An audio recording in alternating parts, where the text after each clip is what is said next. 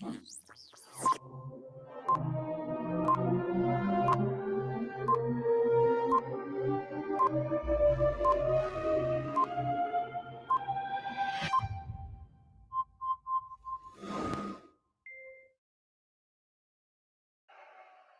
Jacksonville Jaguars select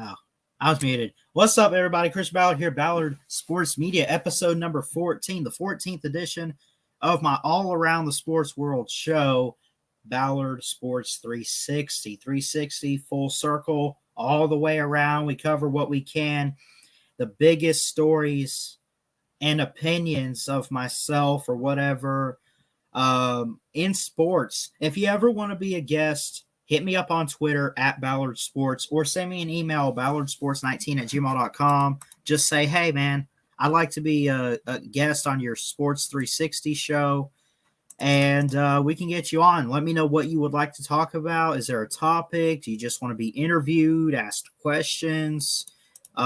Just let me know. We've had guests on before. We interviewed TikTok Chess Hall, my best friend in the whole world, a few weeks ago. I've had Nate the Great on, who's a Wolverine fan for Michigan. He's kind of a two-teamer, actually. I think he's Michigan and Nebraska. Shout out to you, Nate. Love you, buddy. I love all you guys. Hit the thumbs up. Hit the subscribe button if you're new. We're live on both the Facebook page and, of course, the YouTube channel. As always, a couple topics to talk about today. Oh, hold on. See who all's in here, though. What's up, Jacob? Of course, myself commenting. But, yeah. So, anyway, there is no guest today. And every now and then I'd like to do a hangout stream on this one, like a viewer special or whatever. Just get you guys on to talk. Kind of just want to do this one solo today. I just want to knock this one out. Let's talk about the topics at hand. I am working on some notes to put out a preview video for this week's Auburn and Penn State game in Happy Valley. It's supposed to be a night game, a whiteout. It's going to be amazing. So I'm working on some notes to put that together, get another preview and prediction video for you guys. If possible, we'll just have to wait and see what happens. I can't make any promises, but I did get out yesterday. Or actually, I got it out today. I made it yesterday and uploaded it. My week 3, this is week 3 of the college football season, preview and prediction for Florida and the Alabama Crimson Tide. And let's just say, I mean, give Florida some credit, but I just think that that's just going to be a game meant for Alabama. Their defense is stout, electrifying offense. The problem that I have, though, is the offensive line. I wasn't too impressed with how they played last week against Mercer. I just thought it was inconsistent at times. I thought it was slowed down a bit. That's just one game. And I know I've kind of said some stuff and given them some crap this week. But, you know, I don't know. I just don't think it's as good as it was last year. They lost a lot, too. They lost Alex Leatherwood, Landon Dickerson. Lost someone else, too. I'm trying to remember. But they bring a lot in. J.C. Latham, the Bruckmeyer twins. They bring Evan Neal back, who's probably the top offensive tackle, not offensive player, but offensive tackle in the draft, who's a 5-star recruit a few years ago. Really highly talented draft prospect for 2022. That being said, that's that's really all they have. They got guys like J.C. Latham, the Bruckmeyer twins, Emil Ekiyor. It's young, right? But it's going to get better. Like, Alabama's in a position for their offensive line where this is just one of those small, we have a lot of young players type of years. Give it a year, and maybe those guys with experience come in ready to go, ready to be fired up, and just ready to block. I mean, seriously. What's that noise? Anyway, so I don't know. Jacob, you can be a guest. I try to take this show a little bit more seriously, man. Tell you what, I'll get you on the next one. I promise you. I try to do the show on Wednesdays? Let's see. Why not next Wednesday, buddy? We'll try that. I'll make sure I handle all my stuff before then. We'll do the show next Wednesday, and I'll get you on. How about that? Anyway, first topic of conversation. Speaking of Alabama, what is up with Coach Nick Saban? He's never happy. No. It's not that he's never happy. He's just never satisfied. I mean, seriously, this guy is relentless. Nick Saban has 7 national championships, right? That is more than any other coach in college football history. He has broke Bear Bryant. Like, Nick Saban, you could sit there with everything he has achieved and say he has no right to be pissed off or upset.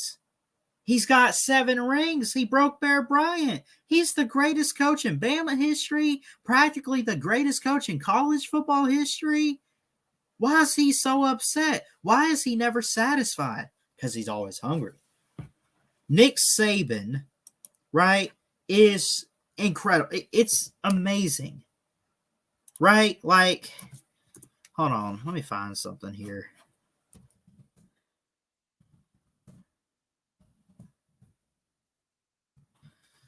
Nick Saban could be up, right? 48-0 in a game, right? A few years ago, actually. I think it was like 2015, 2016. Actually, I think Jalen Hurts was a freshman.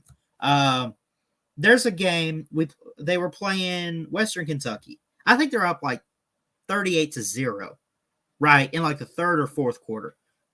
Jalen Hurts goes out there I think Western Kentucky had the ball, and they just gave up a play.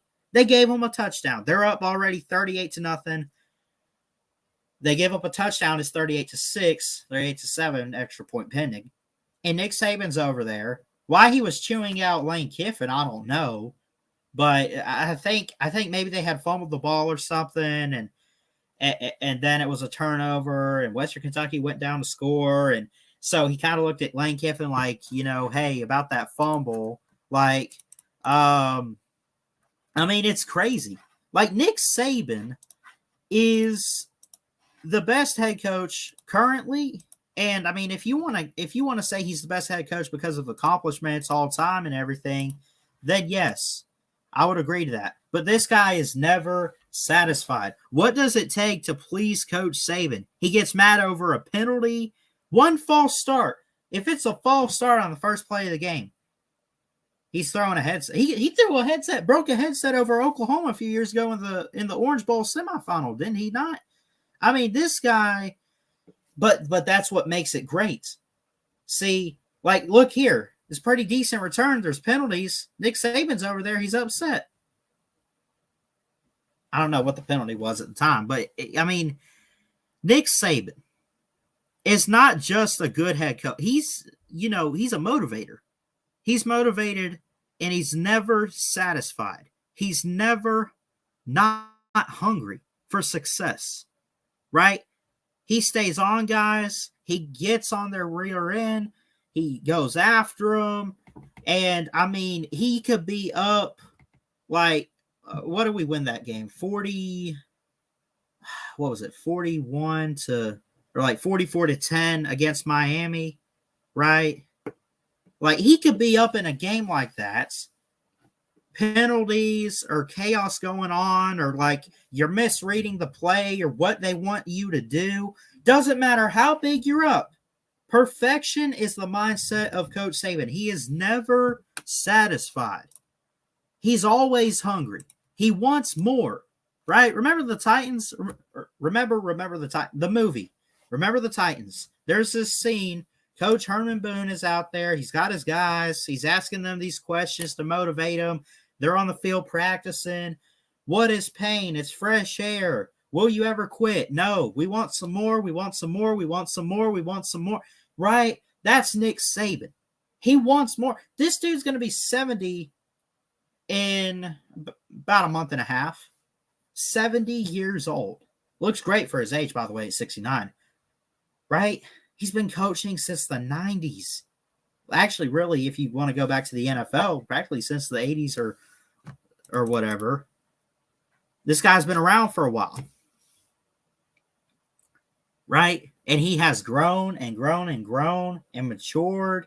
And I mean, I can't speak for Nick Saban, but I mean, y'all know how he is. He's like a perfectionist. And part of it was his dad growing up, honestly. I mean, his dad, if you go and you listen to him, I mean, you can find it almost anywhere, but like if he talks about his times at the service station, clean a car, detail it. If you miss a spot, not only do you have to go and clean that one up, his dad would make him go do it again or whatever. And I mean, it was all do it right the first time when you have to do it and take care of business. And Nick Saban is like that on his players, on this program, on the team, as a coach, on the other coaches. It's perfection. And quite honestly, can you blame a football coach? That's what you want out of a football coach for a dynasty like Alabama. Right? Kirby Smart's kind of that way at Georgia in ways. I'm not even going to get into quarterbacks and all that crap, but Nick Saban is never fully happy, right? He never is full on satisfied. Right? There's just something about him that ultimately just, I don't know what it is. Honestly. He was upset that there were a couple things wrong with penalties in a 48-14 blowout over Mercer. Right?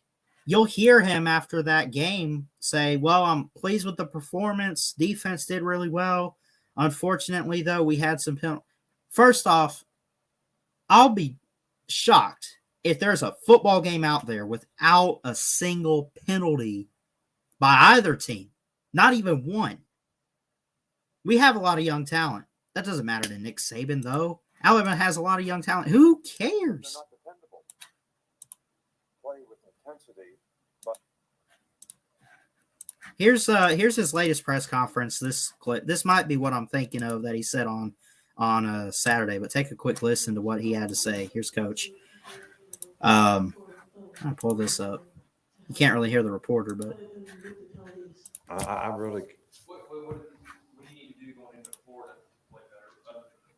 But I mean, this guy is never these are all choices and full-on decisions that satisfied. players make.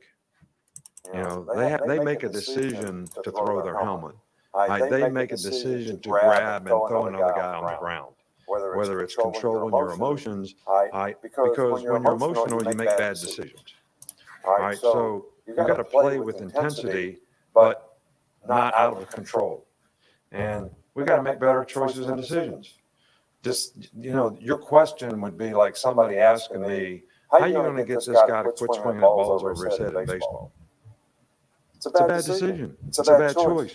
You can I mean, and the point though I'm trying to make is like, perfection. He mentioned like, with a batter in baseball. Well, why can't I swing above my? It's not the right choice. It's just not.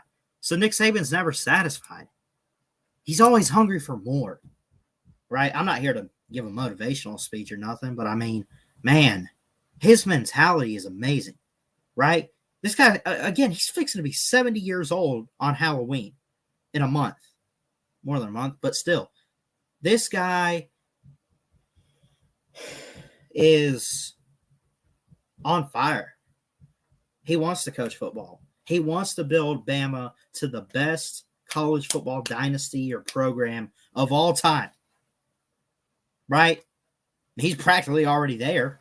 I'm not here to say that out of bias, but I mean, look what he's done. He's passed Bear Bryant. He's got 7 national championships, 6 of them at Alabama within like a 13-year span. When's the last time? When is the last time you could say that about a program?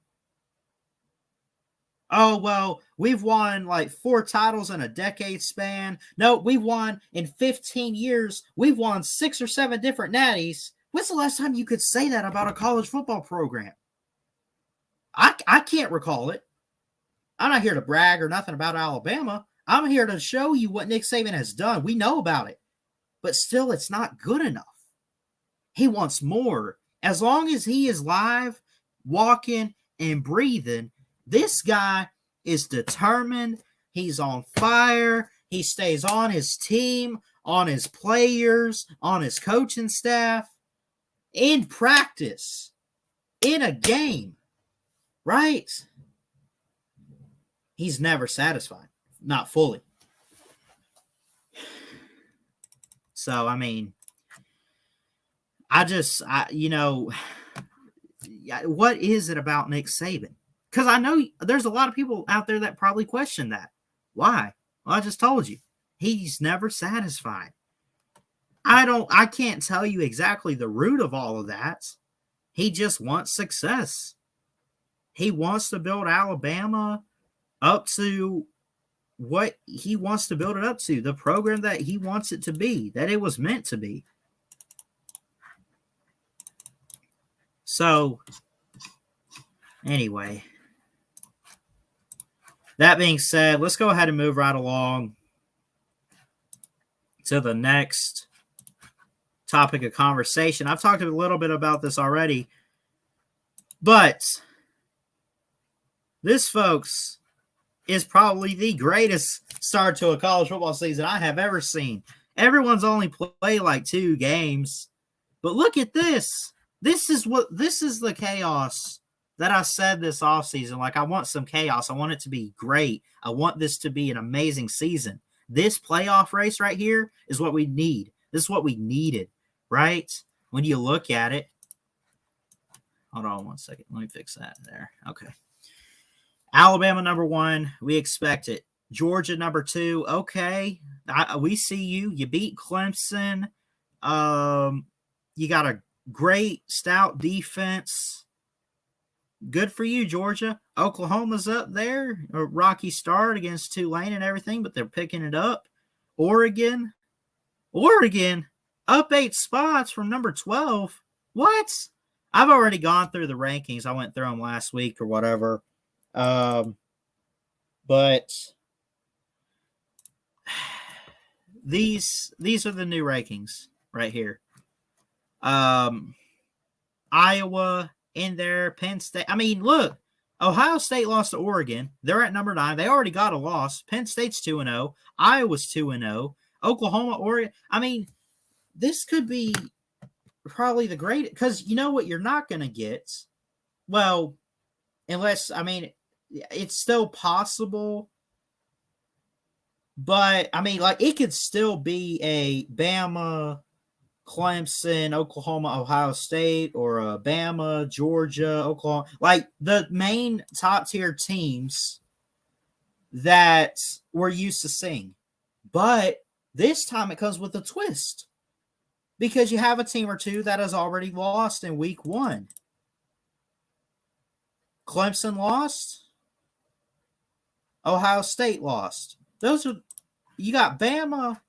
I'm sorry. I look, it is, in terms of like overall, it is Bama and everybody else. But then you got those, I don't want to call them outsiders looking in, but the teams that are like right there knocking on the door to knock off Bama and truly, like, you give it to Dabo and Clemson, I think, right? You give some credit to Kirby Smart. He's come pretty close to beating Alabama. Ohio State, with the way they recruit and just consistently winning the Big Ten, it seems like. I mean, look, there's a lot of teams out there. I'm going to promise you one thing right now, what Alabama's not going to do, and that's go back-to-back. Someone's going to get them. Someone's going to beat Alabama this year, right? You can sit there all, oh, well, their defense is this and blah. First off, I already mentioned the O-line. I don't want to get into it anymore. I'm done talking about the offensive line for Alabama. They have a game with Ole Miss coming up. They have to go to the Swamp this week. Say whatever you want about Florida. Still a top 25 matchup. It's 1-11. It's a road game in the SEC. Anything's possible. And if they don't lose that game, well, according to Jimbo Fisher, you know, when we see Nick Saban, we're going to kick his rear end, knock his teeth out. You got Lane Kiffin, who should have beat Alabama last year, if anybody. You know, just because, I mean, defense was just poor in that game. Well, their offense is elite this year. Looks like it's getting better and better and better. Why not Ole Miss? Let's take a step further. They have to go to Auburn at Jordan Hare for the Iron Bowl. The Iron Bowl. You don't sleep on that game.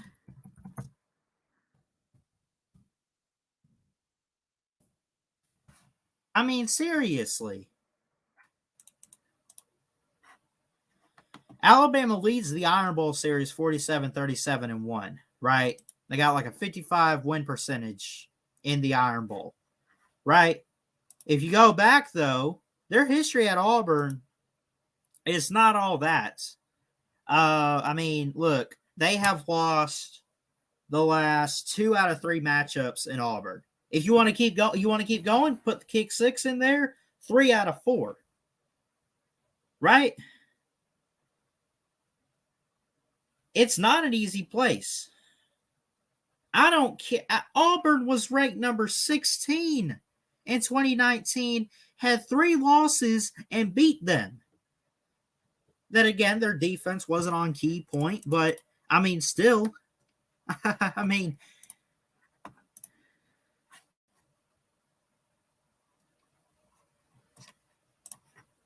Georgia's on the same. Okay, this year, I'm talking about in recent years. Let's just be honest, Jacob. Okay, let's be clear about something, right? Stetson Bennett. Sorry, carry on. Anyway, this is the playoff chaos we need. You have Iowa in there. You have Oregon. You have, I mean, Clemson's still up there pretty high, but I mean, come on. Really? I don't think they have an offensive line. A&M is 2-0. We got them. Alabama's got them in a couple weeks. That could be an undefeated matchup. Penn State's got a loss, or Ohio State has a loss. Penn State's undefeated. Notre Dame, Florida. There's some undefeated teams in there, but it's not who we expected. UCLA is 2-0 and ranked in the top 15. Virginia Tech's right there at 15. In the ACC, 2-0. Say whatever you want about they haven't played anybody, they wouldn't make it against. I agree. But at least for right now, it gives us talking points about the top 15 in the rankings. This is what we need. It's not Bama, Clemson, and everybody else this year that we're talking about. You might look at Alabama, sure, they're still the best team or whatever, but man, it gives you thought, though. Like, it gives you thought for the other three teams. If it truly is Alabama in there, who else is there? Oklahoma? Does Penn State run the table? Does Iowa run the table? You know, is it going to be a Penn State, Iowa in the Big Ten title game? Is Ohio State just not that good? Is Iowa really legit? Was it just a bad day for the Buckeyes? Is UCLA the best team in the Pac-12 right now? Forget USC and all that. In fact, I think they just fired Clay Helton, actually. Yes, they did. Right? They're looking for a change in leadership. I don't blame them. Not that Clay Helton's bad, but I mean, it clearly wasn't going anywhere.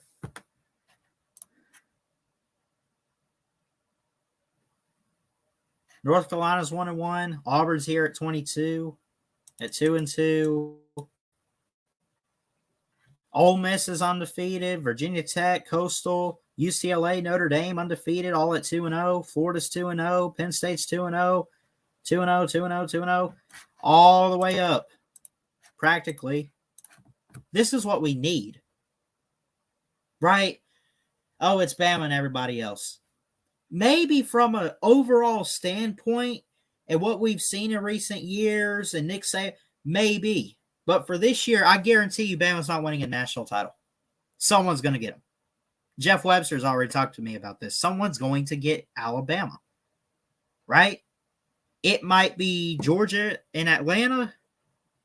It could be Ole Miss. It could be A&M, Auburn. There are at least 4 teams on the schedule right now that I see have a legitimate shot at beating Alabama. And I say 4 teams on the schedule because let's just be honest. I mean, well, no. What if Ole Miss? What if Ole Miss does beat Alabama? They were on the table. They win the West. Alabama's out of Atlanta, right? Think about it. 3. I'll put it back at 3. A&M, because Jimbo Fisher's comments, I give them credit. Ole Miss, Lane Kiffin's cooking that offense up. And Auburn at Jordan-Hare. Only because it's at Jordan-Hare, it's that kind of rivalry. Both teams give it their best, no matter what the seasons look like for them. And overall, I mean, Auburn just has our number there. That's just it. That's straight facts. So don't tell me that Alabama's just going to run that table no problem. Because I just told you 1, 2, 3 teams that could potentially upset the Tide. Not saying it's going to happen. Would I be surprised if it's 12-0? Oh, I mean, I don't want to say I will. I don't want to say I won't. I don't know. Is Ole Miss really legitimate with their offense? They come to Tuscaloosa next weekend. Or in a couple weeks, I should say. It's still like maybe 2 weeks out. Are they legit about that? Because they'll get their test. Should we have believed Jimbo Fisher this offseason when he said we're going to come and we're going to rip up on Nick Saban, we're going to beat his tail? First off, Nick Saban's response. It really doesn't matter what you think. It really doesn't matter what you say. Just saying. This is the chaos they needed, that we needed as football fans. Let's just be honest. Yeah, Alabama's still at number 1. But now you look at all the other teams. Iowa, Oregon, Georgia, Oklahoma, right? It's a little shaky right now. Ohio State lost. Clemson lost. We're just seeing more teams this year. More than we're used to seeing. This is incredible. I love seeing it. This is the chaos that we needed in college football. I think overall it is Bama and everybody else. But I just have a feeling that it might not be that kind of year this year for the Crimson Tide. and for college football as a whole. I do think someone's going to get them somewhere. Even if they make the playoffs undefeated, you just don't know who they're going to meet in the semifinal or potentially another national championship. That being said, tell you what, I guess I will drop the link later on. I don't care. I love getting you guys on. But really, though, we do need guests. If you want to be a guest for the show, just to talk about a certain topic or whatever, email me, ballardsports19@gmail.com, or you can hit me up on Twitter @ballardsports. Right? Also take questions as well. You ever got any questions, just don't hesitate to reach out. So, Nick Saban is never satisfied. We have the playoff race chaos that we need. I'm at least going to throw the schedule up just to recap week 1 here. We had Monday Night Football 2 nights ago. Yesterday was Tuesday. We're officially in week 2. We open up with the Washington football team and the New York football Giants. This is all in Central Time for myself, but it's at 8:20 Eastern kickoff, NFL Network. You get the 1 o'clock games and everything on Sunday. Joe Burrow versus Justin Fields. That could be good. That could be good. Houston, look, I think they're going to end up with the number 1 pick, taking whoever. Everyone's making like Spencer Rattler projections, but he's not. Well, actually, technically, he is eligible because you got to think he was an early enrollee in 2019. It was just Jalen Hurts that led him. Houston at Cleveland, the Browns. I mean, seriously, LA at the Colts. That could be interesting. I put a poll out on my Twitter today. Follow @Ballard Sports on Twitter. I put a poll out. I love doing polls just to see what you guys think if I ever have a question. And I'll share it real quick. Forget the schedule for just 1 second. I put a poll out asking people what they thought about the NFC West, the Rams, the Niners, the Seahawks, and the Cardinals, because it's kind of interesting, isn't it? 49ers with Trey Lance, the Rams with Matt Stafford now. They got a quarterback. They've been working on the O-line a little bit. Cardinals with Kyler Murray. I mean, so 50%, not all like of the voters, or at least, I don't know. There's 4 votes, right? All of these teams currently want to know who wins the division this year. I'm going with the Rams simply because of their defense, and I got to give Matt Stafford some credit, right? They got some weapons too. I just don't think Jared Goff was the answer for the quarterback situation, and I just think it was somewhat of a decline for them. I'm taking a bold claim with the Rams. It's close, though. Maybe the Cardinals and Kyler Murray could cook something up. 50% said the Rams. 25% said the Niners. Nobody picked the Seahawks. Or I guess maybe it's showing that one did. I don't know. But it's not enough for a percentage. I don't understand this. 25% said Cardinals, though. Y'all tell me what y'all think. Rams, easy. Well, that's the thing. I don't know if it's that easy, right? They're a clear-cut choice, but you just don't know, man. But I would take the Rams right now. I would. Again, just a quick recap of week 1. Brady and the Bucks, they got it done Thursday night. On the 9th, 31-29, late field goal over Dallas to win it. Philly got the win 32-6 over Atlanta. 23-16, Buffalo going down against Big Ben and the Steelers.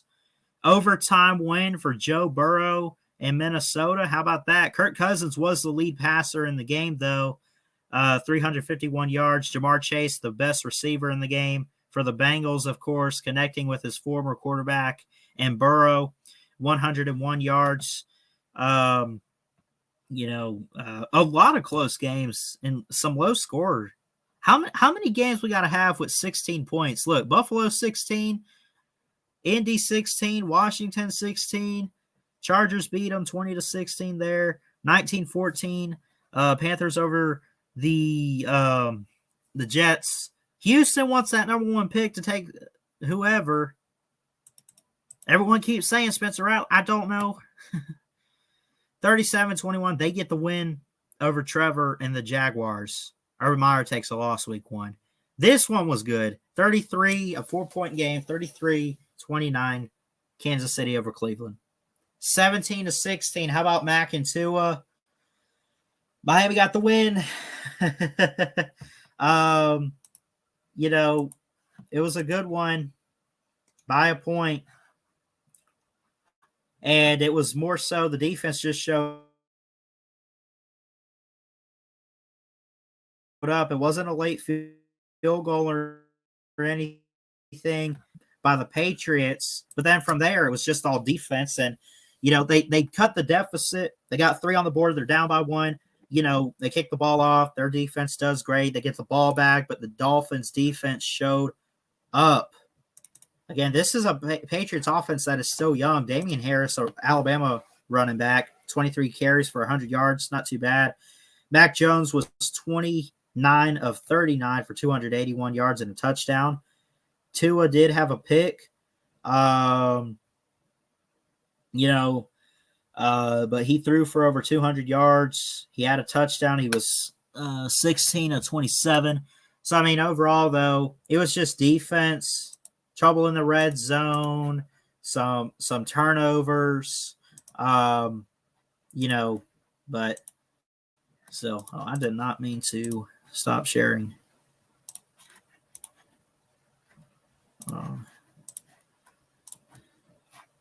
Denver over New York, 27-13. 38-3. New Orleans over Green Bay. What? What's going on, Aaron Rodgers? Alvin Kamara, 83 rushing yards. Deontay Harris, 72 receiving. Jameis Winston, a high of 148 passing yards. What happened in this game? Aaron Rodgers had 2 picks. 133 yards, 15-28. No touchdowns for Aaron Rodgers. He did look pretty bad. Did this whole talk about him leaving Green Bay, do you think it's getting to him? He had 3 turnovers, 229 total yards. That doesn't make up for the 322 they gave up to the Saints, though. 22-14, New Orleans to Green Bay. First down ratio right there. Right. New Orleans had more time of possession anyway. 34 minutes, 36 seconds of game time overall. It's crazy. Tell you what, Jacob, I'll drop the link and I'll let you guys on.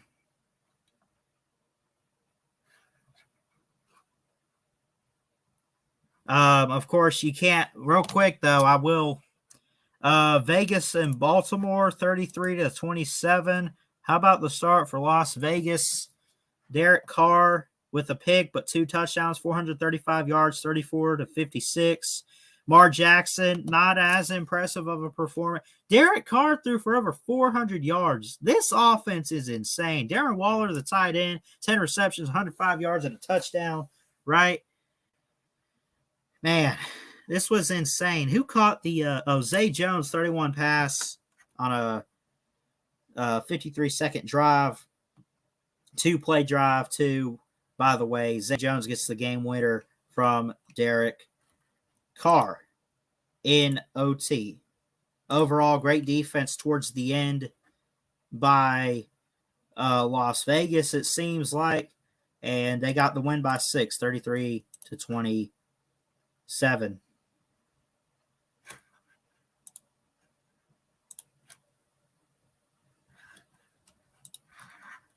So, anyway, that being said, that's really all I got. We looked at the rankings. We looked at the the playoff race, and we talked about Nick Saban, and it looks like it's a pretty chaotic start to both college football and the NFL. We already have some overtime games, some defense. Again, football's just getting started, man. That's all I can say. I want to look real quick. Let me double check something. I want to see what's up with MLB and the standings here. At least check the standings.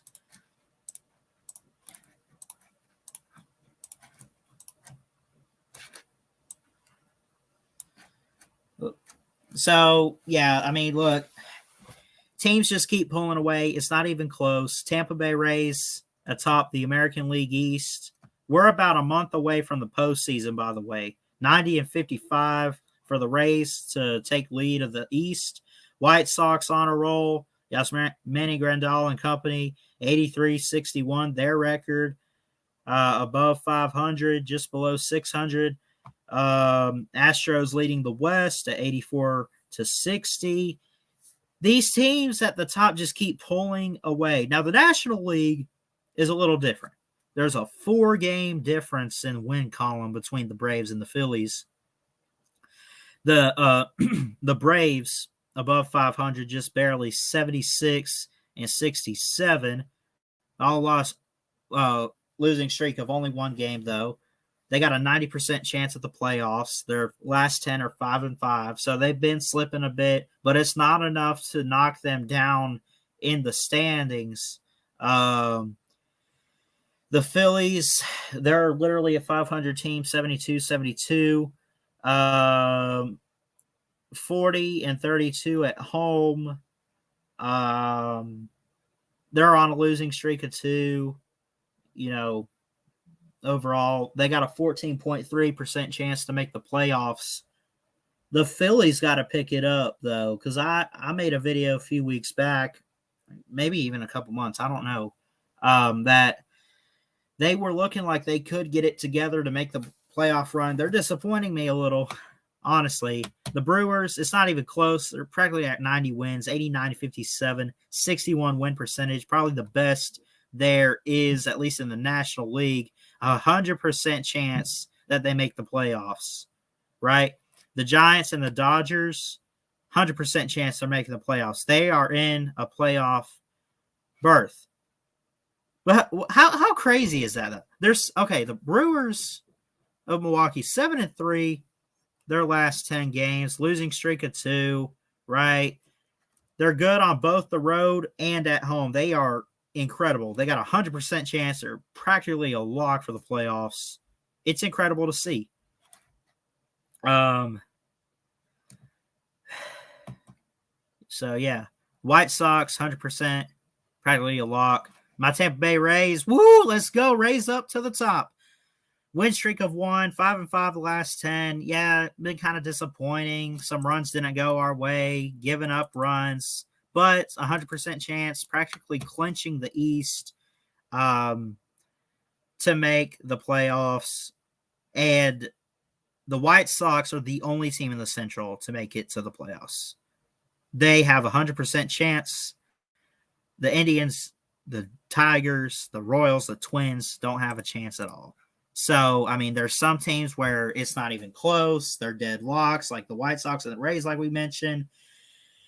Then you got a couple other teams. I mean, it's still kind of 50-50 in a way for the Dodgers and the Giants for the NL West overall when you look at it. Shut up, Blue. So, anyway.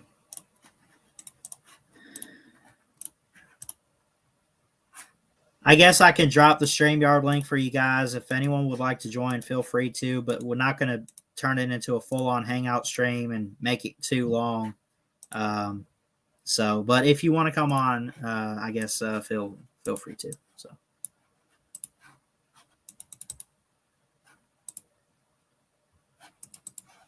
But again, if you would like to be a guest for the 360 show, email me, ballardsports19@gmail.com. If you want to be a guest for a full episode of the show, just let me know. What's up, Jacob? Hey, what's going on? You having a good You day? kept asking for the link. I just wanted to know, like, just go ahead, whatever you wanted to talk about, man.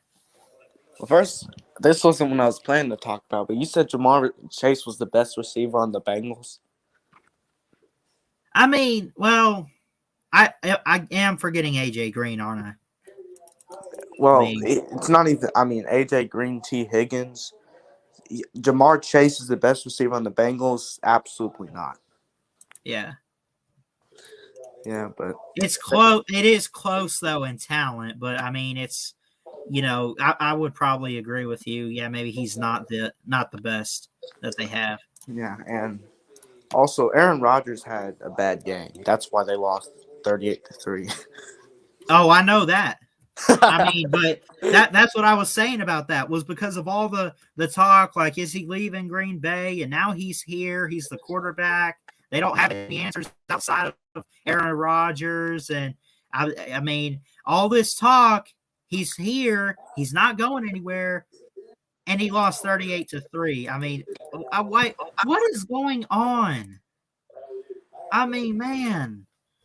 Well, I love Aaron Rodgers too. I love Aaron Rodgers. I think he does a great job. He's a phenomenal quarterback, MVP a couple years ago, which well deserved. I mean, what happened? This offseason had to have got to him. Yeah, he didn't have the same chemistry, honestly. Yeah, that's fair. I mean, that's what I think it was because of all this drama he caused in the offseason. And yes, it's his fault. There's no reason for him to start that in the first place. But yeah, that's why they performed bad week 1. Yeah, I would agree. I just once the offseason is over and once the games start being played, whatever happened in the offseason, you got to leave in the offseason. You can't bring that in and you can't let it affect you. And again, I don't know what happened, but I guarantee you part of it. Let me tell you what happened. Yeah, go ahead. It was because Aaron Rodgers was mad about how they drafted Jordan Love in the first round instead of giving him the offensive weapon. Which I thought on one hand, like, he's not injury prone whatsoever. Like, when's the last time Aaron Rodgers truly got hurt? Right? But at any given moment, something could happen. Therefore, you need to have a guy in place. They never really had a backup for Aaron Rodgers. Now, it might not be the best option in the world for the backup quarterback position. Jordan Love, he's decent, but I mean, if Aaron Rodgers gets hurt, but he took it, obviously, the fact that they took one right there in the first round and got a steal, he took that personally and was like, yo, what is this? And then not only that, the worst part of it was when you look back at this year, which credit to them, I mean, they took Eric Stokes. He was a great corner at Georgia. All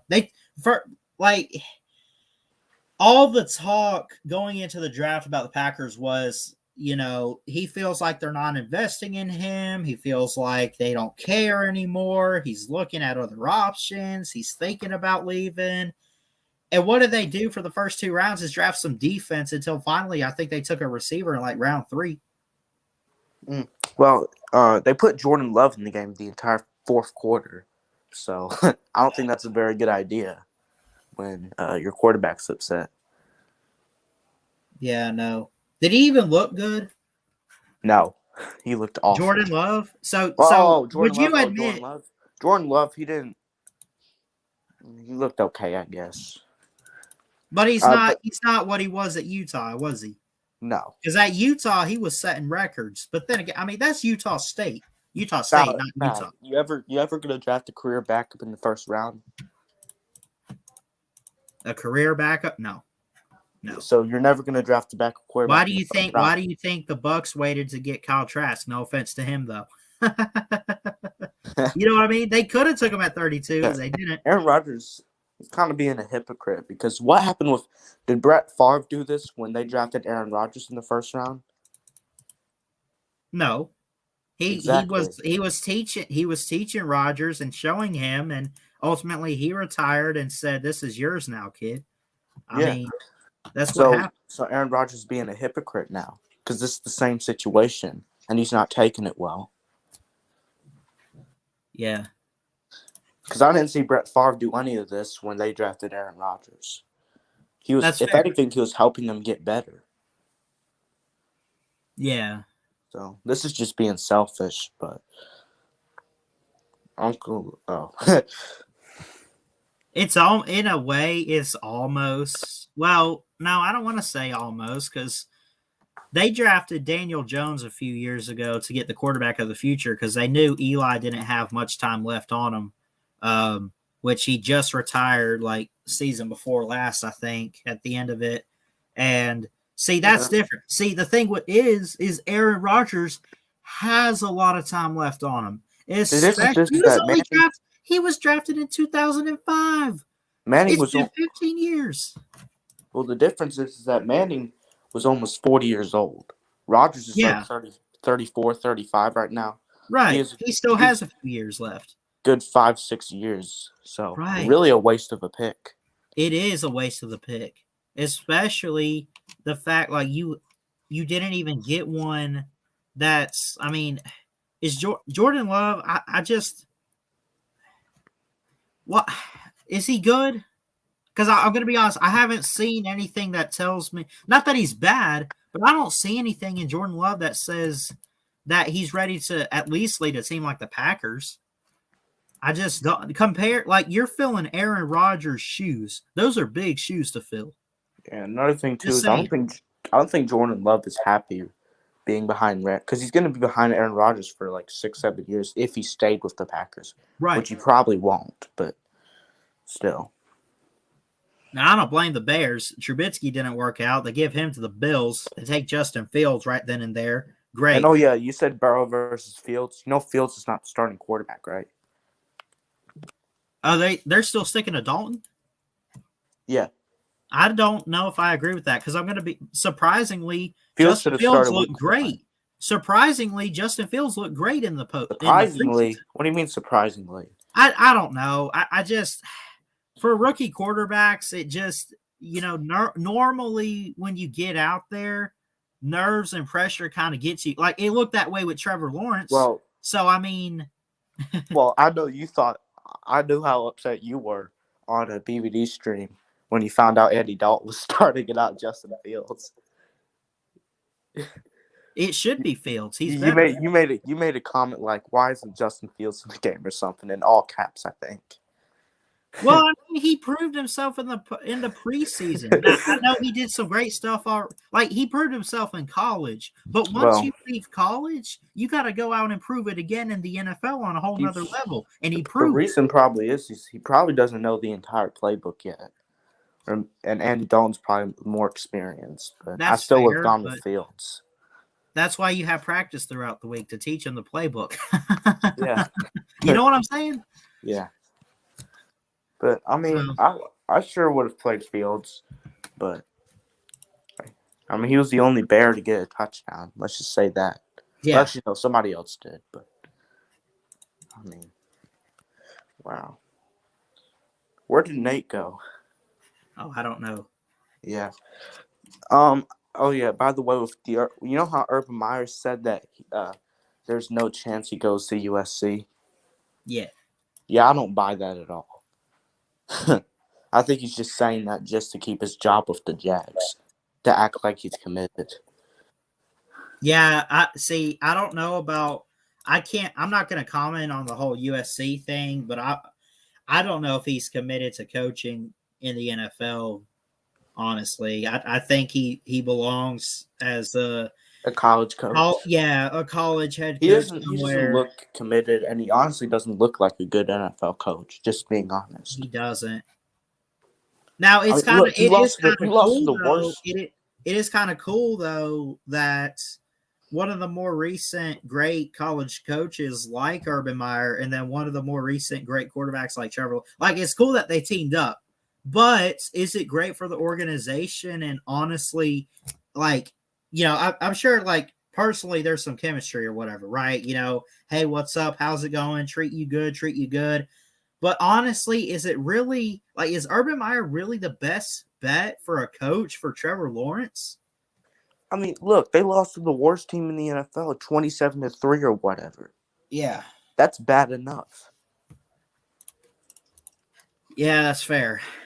I mean, he's still thinking about college. Like, he signed Tim Tebow to an NFL roster. Yeah. Like, as a tight end. I mean, I love Tim Tebow, but I mean, I'm like, really? You have, okay, Tim Tebow. I love seeing his social media posts. Very Christian man, encouraging.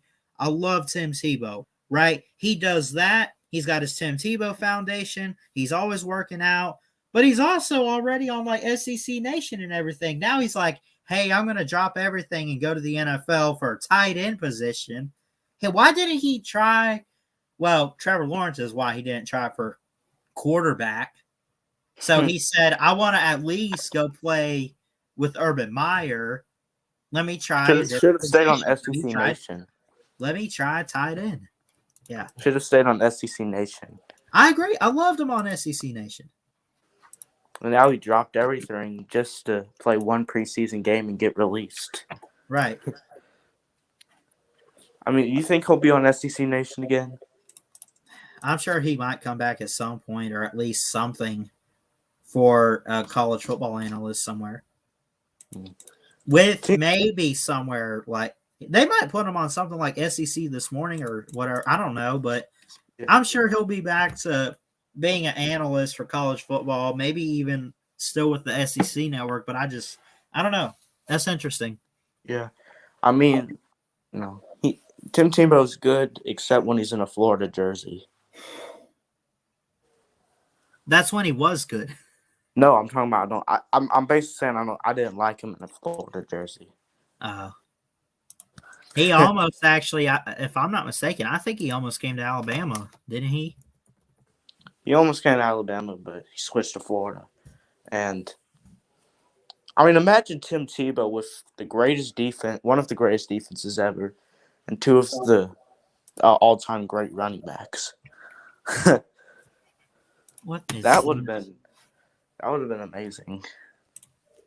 Well, not for me, but in fact, with Tim Tebow, that 2009 Alabama team might be the greatest team ever. Yeah. But I mean, still a great team, but right, the quarterback absolutely. position. They didn't have the quarterback position that year. Yeah, no. Yeah, I mean, so overall, I'll ask you, what do you think about the Florida-Bama game this week? Is it going to be that bad for the Gators, do you think? If Emory Jones starts. Did they score at all? Like, I was nice enough to maybe give them like 2 touchdowns or whatever, and that was it. I was being nice. They can score a garbage touchdown with them. Well, if Richardson starts, I think they'll score. Okay. I think they'll definitely score some touchdowns. But Emory Jones, maybe one. He's mobile and on. I mean, he's not. He's a good mobile quarterback, but that's it. Who, Richardson? No, Emory. Well, Richardson's probably even more mobile than Emory Jones. Right. That's fair. And he's a better passer. So, yeah. I think that's what they should do right now. But if they do that, Florida-Bama might be an actual football game. Because Bama might be looking ahead to some other game because they're hearing all these people talking about them blowing out Florida, and they'll probably just mark that off the list and they'll come in the game. I think you have to watch it just because these two teams have history together. Really, that's it. I mean, I did my preview and prediction video that I made it yesterday. It premiered a couple hours ago, and I said 34-14 Bama. We win by 20. Yeah, I mean, that's not a bad score right there, I don't think. Yeah, I mean, what was I going to say? Yeah, but Bama does have some tough games this year, other than Florida as well. Well, we have Auburn on the road. Ole Miss, A&M, Arkansas. Ole Miss, Arkansas is looking okay. A&M. Yeah. I mean, maybe, I guess. Jimbo Fisher's confident. Seems like nobody else is. Plus, ultimately, if we win the West, we also have to go play JT Daniels in Georgia. I'll give you guys some credit. That's Georgia. That's going to be our toughest game, which we could easily win. But then you But got to make sure to go 12-0. Because if you go 12-0, you lose. You might still have a shot, but you also might not have a shot. Because if Clemson goes, I think if both of these teams, if Georgia and Alabama meet and they're 12-0, the only way they both get in, obviously, regardless of performance, the SEC undefeated champions getting in. But the only way the loser gets in with that one loss being in the SEC title, it has to be a competitive and close game. It cannot be a blowout. That's a fact. Well, I certainly don't. And you have to hope that the other teams out there, the one-loss teams or whatever, don't have as good a resume as you, or their loss is worse than the loss that you took to Alabama, or vice versa with Georgia. Well, yeah, I definitely don't look at Alabama and say that's an easy blowout win. That's not.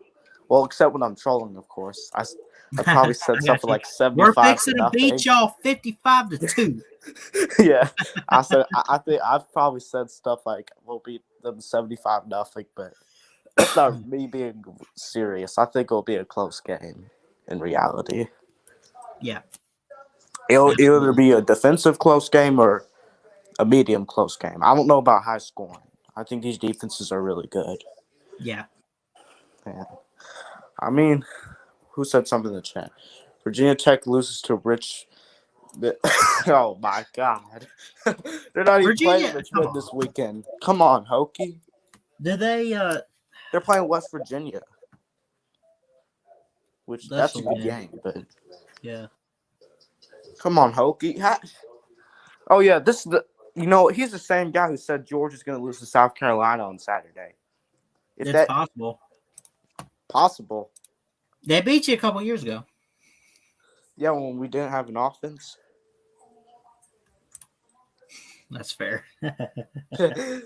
It did only come down. It only came down to a what? Oh, you guys missed the field goal, didn't you? Yeah. Yeah. I'm not trying. He missed two field goals. I was wondering. Yeah. He missed 2 field goals. One in regulation, which if he made that, we would have won, and the one in overtime, which would have extended overtime. Yeah. Yeah. We're gonna beat West Virginia and lose to Richmond. Come on, Hope. Have confidence in your team. Maybe I don't even know. But. Well, I'm 50-50 on that Virginia Tech West Virginia game. I haven't decided yet, but I think I'm gonna go with Virginia Tech so far. Okay. So far, yeah, I'd go with the Hokies. I don't know until they another game that I'm having a really hard time picking. This Miami-Michigan State game, I'm having a really hard time. That's tough too, man. I think I'm going to go Miami for now. I just think I'd go with Miami just because I think they're a better team and better defense, really. But I'm not. That's the game I really don't want to. Is that in East Lansing or is that in Miami?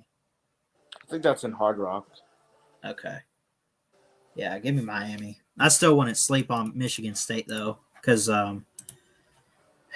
what's their record? Because 2015 gods are coming back now. They might be. Are they undefeated? Michigan State. They're 2-0. Yes. Yeah. It's okay. But I mean, they're not all that quality wins. Still, I mean, it's Northwestern, and who's this Youngstown State? It looks like.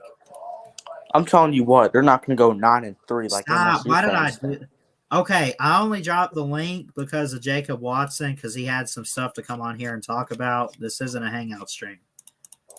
This is a show. But, Nate wanted to join? No, it was Sam Bell. Oh, Sam Bell. Oh. You do a hangout stream later tonight? Maybe. It depends. Yeah, we'll see. I might. Yeah. One thing I will tell you is that Michigan State definitely not doing what MSU fans said, going 9-3 and making a New Year's Six bowl. That's ridiculous. Now, making a bowl game, I understand, but 9-3 in New Year's Six. He said New Year's Six bowl. Right. New Year's Six, no. 9-3, no. 7-5, and 6-6. citrus or whatever. I don't know. Yeah, the Belk Bowl would fit. I mean, he came on to this exact 360 show, said Michigan State 9-3 New Year's Six Bowl, and you said nothing about it or against it. I kept my mouth shut. That's all. You gotta understand. Well, what was going through your head? You want to say something? Like, I can't believe what I'm hearing. Honest, I love Michigan State fan though. He's a good guy. He's a loyal fan. He's confident though. You got to give props to people confident in their teams that really believe that. Because don't give up. Don't give up on your team, man. Don't ever. That's a no. Yeah, that's a big no. And you heard, and you probably saw me being upset in the comment section about it. Yeah, I am the man. I mean, he said the Big Ten title will be Indiana versus Minnesota. Like, who in the world would think that? Indiana's not winning the East. And first of all, I thought Indiana was the most overrated team before the season. Seems like I was right. Second of all, I didn't think Minnesota was a good team, period. And looks like, I mean, Hokie, are you kidding? Are you? Hokie says if Michigan State can go 9-3, we can go 15-0. Come on, what?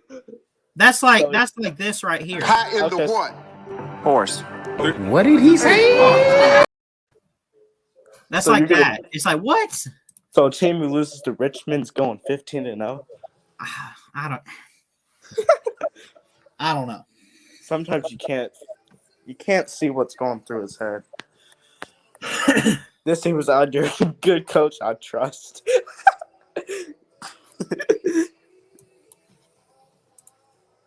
This team is yeah. He said this team was under a good coach I trust. Hokie, even if they were under a good coach. Not even. Here's the thing. Fuente's not even that bad of a head coach for Virginia Tech. I mean, they could do better, obviously, but I mean, Hokie's over here acting like they ain't had a head coach. Hokie, let me tell you something. Nick Saban's not going. He's not even go 15-0 with that Virginia Tech team. He's not. Nick Saban's not? Oh, I agree with you. He's not winning the ACC with that Virginia Tech team. Or bowl game and that's it. Yeah, I mean, that was sarcasm. Oh. Right. Well, actually, I think I know what he meant. He said if Michigan State can go 9-3 to Virginia Tech, that means they have a chance to go 15. Sarcastically saying that, like in a laughing matter. I knew he was kidding, but still. I got him. Yeah, MSU fan needs a recheck.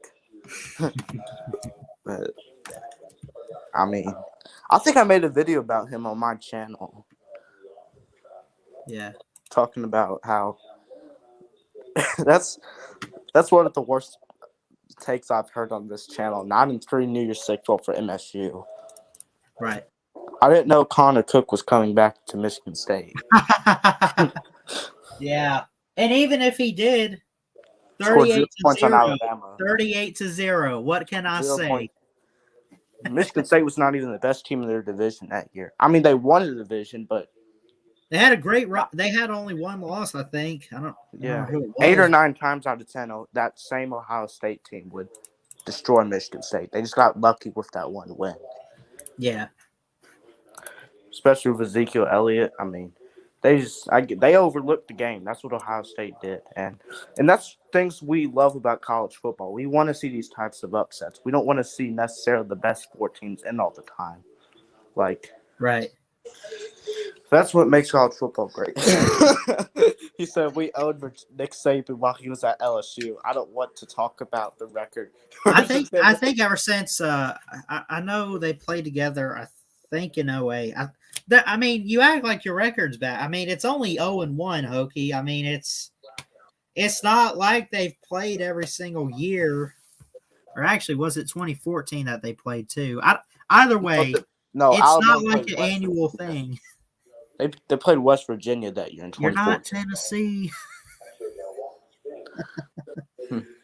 They're not the Vols. I mean, so yeah, you got to feel bad for BVD. Yeah, for the sake of BVD, I love him to death. I don't like his team. As a Bama fan, there's a rivalry, but for the sake of BVD, I'm not asking that they win a natty, but man, if they could make a bowl game this year or win one, win it, I applaud them. and win it too. Yeah, win a bowl game. I don't That's know. what I want. I want to see BVD happy. I don't want him to see him sad all the time, talking about how Tennessee lost this game 41-0. BVD deserves better. That's fair. Tennessee doesn't, but BVD does. I don't think anyone really likes Tennessee except for Tennessee fans, honestly, Will. Yeah. I have more love for BVD than I do hatred for Tennessee. So hey, that's facts right there, man. Facts. yeah, I mean, as much as I love BVD, I don't know if I want to see Tennessee win a natty. Yeah, but I mean, because I don't really, I never really liked Tennessee, and I especially didn't like him before I saw BVD. But he said that Tennessee's best chance in an upset would be the Pittsburgh game, and well, they almost got it. a lot of people keep hopping in the back room. This isn't a hangout stream. In fact, I brought Jacob on here because he had a statement to make about whoever. Oh, it was Georgia or whatever. Oh yeah, in fact, you said it's Alabama versus everybody else. Overall in college, like in history, Georgia not all history, but like 9 times out of 10, that's the case. Okay, it's not that this year. History makes more sense, but Georgia is as good or better than Alabama. Better than Alabama. Yeah. Is that possible? I'm just kidding. I'm joking. I'm taking a little bit of crap to Kirby Smart there. That's all. Yeah. You better watch out for you better watch your back, Jack. You better watch out for Mike Leach this year. He's going 12. Hey Jacob, you just got to do one thing, buddy. What? And you'll survive the college football season. All you got to do. All that says you about to roll with the tide. Win a natty. Roll with the tide. Oh. Yeah. It's fine. Well, yeah, I take this show seriously. I don't like making it hangout streams like that. That's for the BSM podcast, which is at random. At random. Yeah. What do you think about this Auburn Penn State game? My opinion, I think Auburn gets them in. Tell you what, let's go. Let's do a pick 'em for the Saturday games. What do you say? Okay. Yeah. Let's do a pick 'em. Mm-hmm. But yeah, I'm excited. I think I'm going to try to put some notes together, and I don't have time tonight really. If I might go to church, but well, actually, I don't even know because I need gas. But anyway, as far as the Penn State Auburn game, I'm pretty sure I heard that game day is going to Happy Valley for it. It's going to be a night game. It's going to be a whiteout. That's the one thing, but I think 62% that Penn State wins it. The spread. What's the spread? 5 points for Penn State. Auburn's winning the game. Auburn's win. Do you think they cover? I said they're winning the game, so of course they cover. Okay. Auburn is. I said Auburn's winning the game, right? Not Penn State. Yeah, I heard you. I don't care. They might be the better team.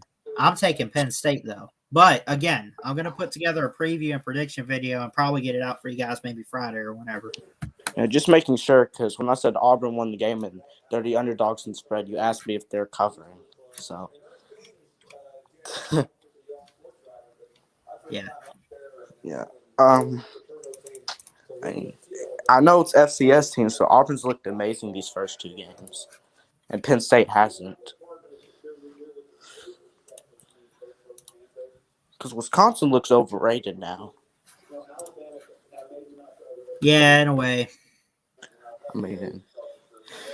Yeah. I mean, Anyway, listen, man, that's all I got for today's show. And I know people keep trying to get in. It's not a hangout stream. I know I dropped the link. Jacob just had a point to make. I let him come on, say his words, and yeah, I'm probably gonna. I'll go ahead and drop you out, Jacob. I'll say some closing notes, and we're gonna end the show today. So, anyway, have a good one, buddy. He left. Anyway. So yeah, I apologize. I'm not trying to be a jerk or nothing. It's the 360 show. Now, every now and then I might do an episode where maybe it's a viewer special. I'll get you guys on just to say, hey, what's up? It's fine. But I love each and every one of you guys. Y'all know that. Hokey for Life, Will, Nate the Great, Jacob, Titan Charles, that's Sam Bell. Of course, I love each and every one of you guys. Thank you all for showing up, all the love and the support. Really great show today. Y'all know what to do. Like, comment, and subscribe right here to Ballard Sports Media for more sports content. Go subscribe subscribe to the channel if you're new. Follow on Twitter at Ballard Sports. Go like the Facebook page, Ballard Sports Media. I love you guys. Keep your head up. Jesus loves you. God bless. And as always, Roll Tide Roll. Ballard Sports Media. Checking out. Love you guys. Roll Tide. Woo!